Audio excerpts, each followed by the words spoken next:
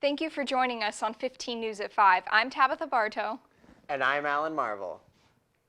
Professorial talks have been occurring in the Valparaiso community this week. Multiple professors from a variety of disciplines have been giving lectures thanks to the recent promotions within the university. However, one lecture stood out amongst others. Alexa Minton has the story. This past week, professorial lectures have been occurring in the Valparaiso community with professors who have either been promoted to full professor or associate professor. One of these lectures, however, stood out a little bit. So I did my professorial lecture. I'm Teresa Balls-Elschultz, professor of meteorology. So my lecture, quite often folks do this on their research, and I did mine more on my teaching. A little bit of research in there that came out of teaching, and so I talked about some of the hands-on activities especially that I do. But also it started with map analysis, hands-on activities, and then our art and atmosphere class that I taught. Professor Teresa Balls-Elschultz of the meteorology department is not only the department chair, but has been working for Valparaiso meteorology for 21 years. Professor Balls-Elschultz took a different approach to her professorial lecture. Teresa chose to talk not about her continuation of her esteemed amount of knowledge, however, her unique teaching style and what that means to her connection with the students. We aren't all theoretical thinkers where an equation makes sense, an idea makes sense without it having an application. And for the theoretical people, they need to see the practical application. They need to see the physical manifestation of something. So we all need to learn in different ways. Well, for me, it's because you guys are why I'm here. I guess I wanted you to be able to share in seeing me in a different light. Because you guys were part of what I do. That's why I was happy to have you there and show the support. Sometimes the scientific and technical talks don't get a lot of attendance, and so I'm like, no, my students they want to listen to us. They want to be supportive as much as we try to be supportive of you guys. So that meant a lot to have you guys there. And that you come. You know, maybe other programs invite, but you guys come. And maybe they don't. Maybe they just don't think about it. And, you know, someone's published a book or done something else, and so maybe that's so academic that it's very different from what they're doing in the classroom, whereas that line is not separate for me. I guess that's why it's important. Having talks such as Teresa's open to the Valparaiso community not only strengthen the bond between professors and students, they welcome open opportunities for other educators to learn how to be just like Teresa. For VU 15 News, I'm Alexa Minton. Students are now able to specify their pronouns on Data VU1. This will make your pronouns available on class rosters, Starfish, and the Student Housing Information System. Students are not required to disclose their preferred pronouns. They are also not set in stone and can be changed when you register for classes. Instructions are available through the Confluence database if anyone has troubles changing their pronouns. With many events coming up on campus, an organization is restarting an old tradition within Women in STEM. I had the opportunity to report on this story. For many years, Valparaiso University has advocated for women in STEM. From nursing, biology, chemistry, and meteorology, many women have graduated from these programs. Women in STEM was started on Valparaiso University's campus in 2019.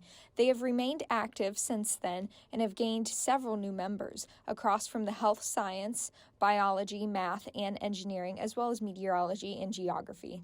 In the past, women from different STEM organizations all got together to have a Women in STEM banquet towards the end of the year, but unfortunately when COVID hit, things took a turn for the worst and there hasn't been a STEM banquet since then. Luckily, our Women in STEM president, Natalie Schmidt, thought that it would be a great idea to finally start that back up. The Women in STEM banquet will be April 1st, 5:30 to 7:30 p.m. in the Union Ballrooms. And 3 special guest speakers who currently work here at Valparaiso University. So our 3 speakers are firstly Dr. Danielle Nunnally in the biology department. Secondly, we have Professor Julie Peller in the chemistry department, and we also have Dr. Teresa Balls-Elsholz from the meteorology department, and she's also our advisor of Women in STEM. So it's going to be really exciting to hear some words of inspiration from these great professors and hear about their experiences. Reporting for VUTV, I'm Tabitha Bartow. As we prepare for the fall 2022 semester, roommate socials and residential hall tours are underway. If you are still looking for a hall or a roommate, there will be an open house for Warrenburg on the 28th, Guild Memorial on March 1st, and Beacon March 2nd. The on-campus housing applications are due this upcoming Monday, February 28th by 5 p.m. The university has appointed a committee to assess how the current Honor Council system is working. There's currently an email with a survey link for students to give their opinions. The survey will only be available until March 28th. This week's poll is out. What is your favorite place to travel? Somewhere warm, somewhere cold, somewhere new, or somewhere where you have been before? Head on over to our Twitter page after the broadcast to cast your vote. We have 15 Weather Bella Pittman in the studio. So Bella, what is happening with the weather right now? Well, we are looking at quite a bit of snow happening outside right now, and we're going to continue to see that into tonight and possibly even tomorrow morning, with continuing cloudy skies, hopefully clearing up on Saturday morning, but coming back for the beginning of next week. But we can be looking forward to warmer temperatures, so that is great. Looking outside, we can start to see that snow accumulate on rooftops, possibly on the sidewalks, and we are under a winter snow alert advisory all across the area, all around Michigan, so we are not the only ones seeing this snow right now. Taking a look at our radar, we can actually see that snow move across away from us and up into Michigan. So back to you guys. Thanks, Bella. A family pet was stolen in Oregon. And the official White House Christmas ornament for 2022 was unveiled. Stick with us.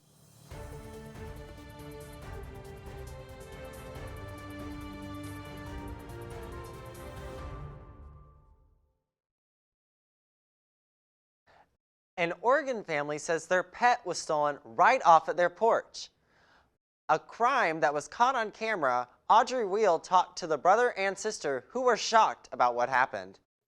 It's hard to believe, but video Sunday morning shows a woman at the porch of a North Portland home trying to entice the cat there.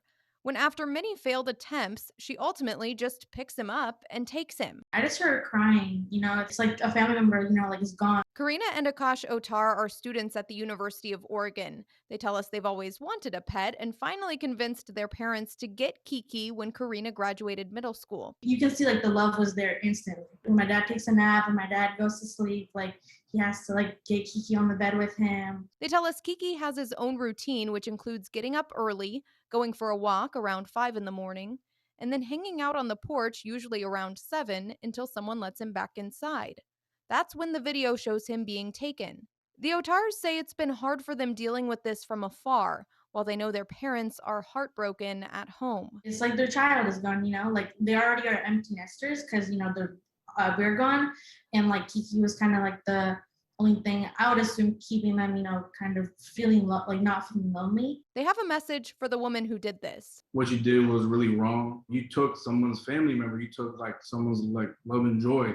And I just hope you haven't done anything mean or bad, even harmed in any way. I've been thinking to myself, why couldn't it have been a package she stole or something, something that could have been easily replaced. You can't replace, our family member. They say the community has been helping them get the word out, and now all they can do is hope to get Kiki back home safe.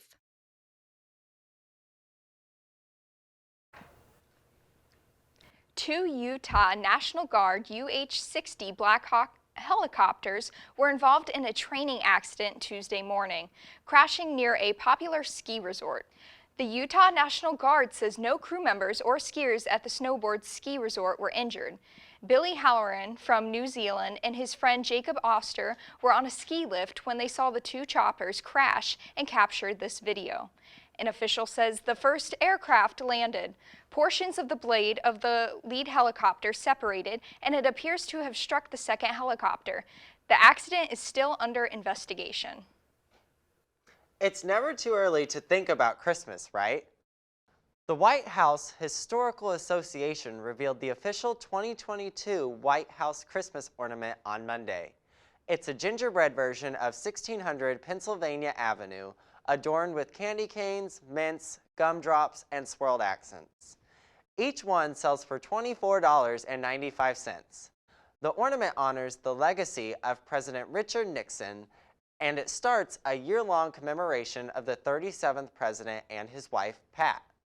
In 1969, Miss Nixon started what became an annual tradition of having gingerbread on display at the White House. In a statement, the White House Historical Association says the 2022 ornament, quote, serves as a testament to First Lady Patricia Nixon's influence on American holiday traditions. More information is available at whitehousehistory.org. Coming up after the break, Bella Pittman will have your full forecast. And we'll take a look at this past week's Valpo sports. Stick with us.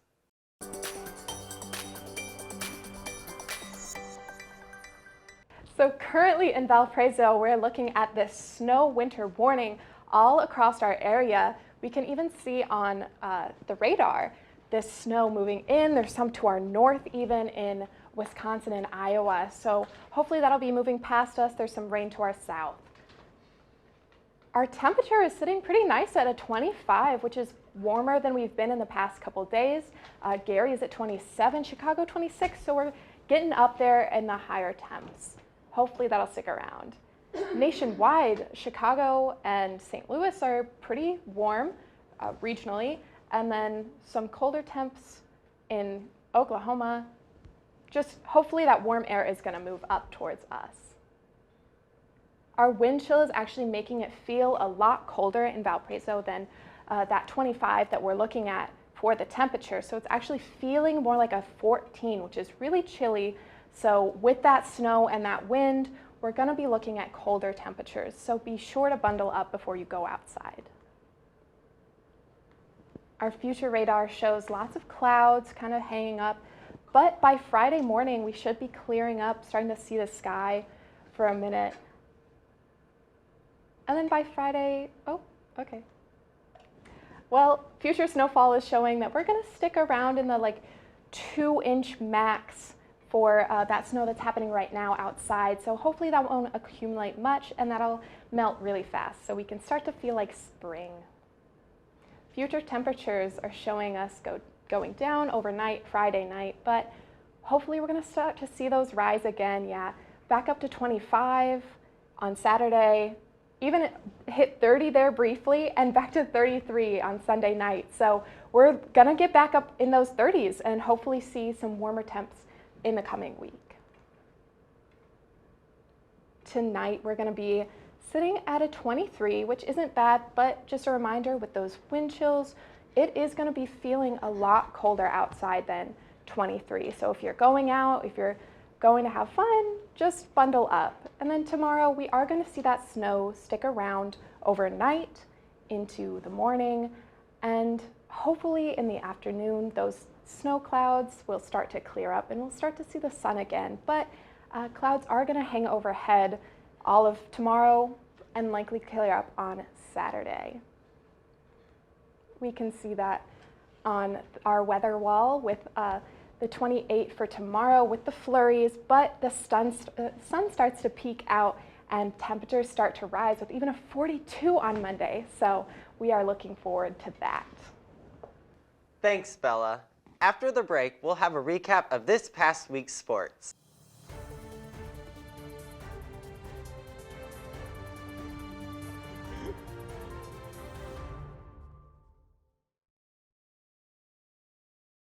As the basketball regular season wraps up for your Valparaiso University Beacons, women's softball is triumphantly swinging into full gear as spring quickly approaches.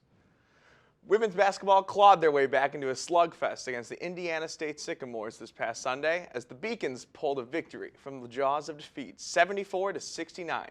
Coming off a 20-point loss in their last game against the Indiana State, the Beacons battled through 11 ties and 5 lead changes during the Sunday showdown, with big-time players making big-time plays all around. Fifth-year senior Grace White reached 1,000 career points against the Sycamores, while senior Shea Frederick not only moved into the top 10 scorers in program history, but also set a new record for most free throws made in a single game, going 14 for 14 at the charity stripe. Senior Maya Dunson saw the best game of her collegiate career, topped off by a crucial late-game three-pointer that would put the dagger in the Sycamores. Sophomore Leah Ernest led the defensive effort on the court, strong-arming her way into multiple defensive rebounds that would give the Beacons the edge they needed in the second half.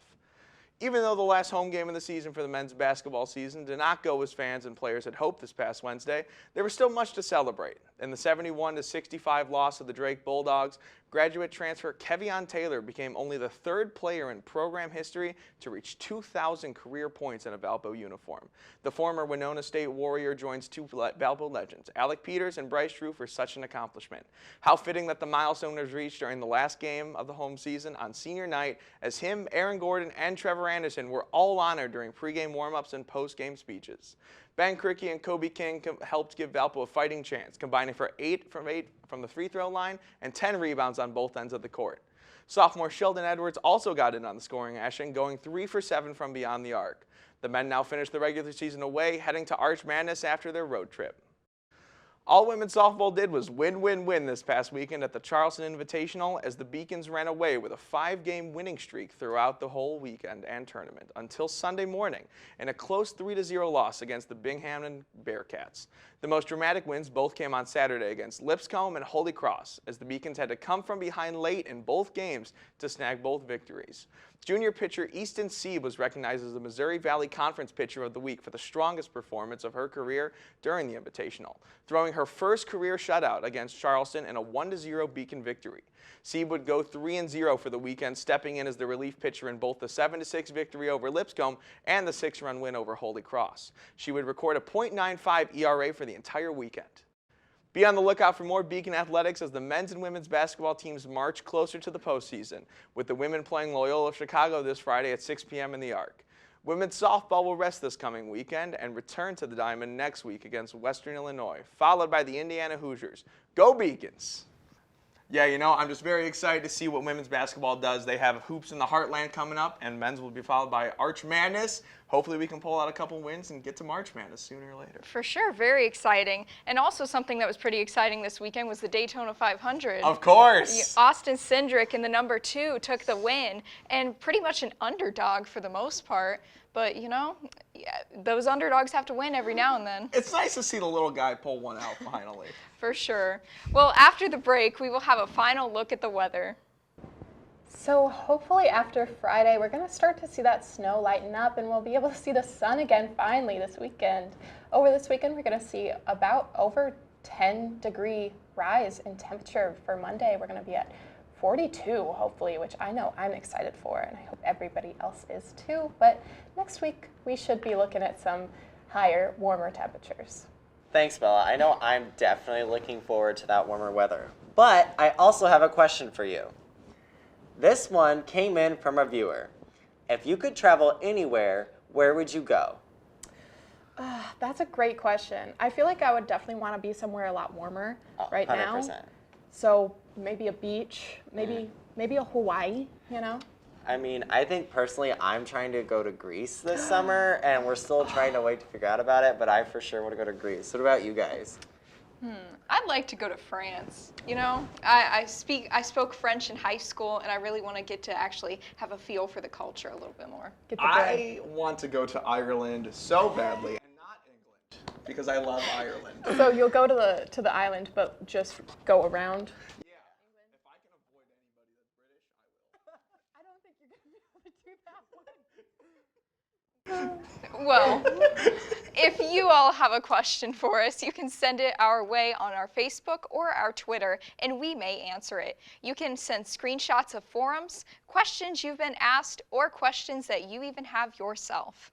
From all of us at VUTV, thank you for joining us this week, and we'll see you next week on 15 News.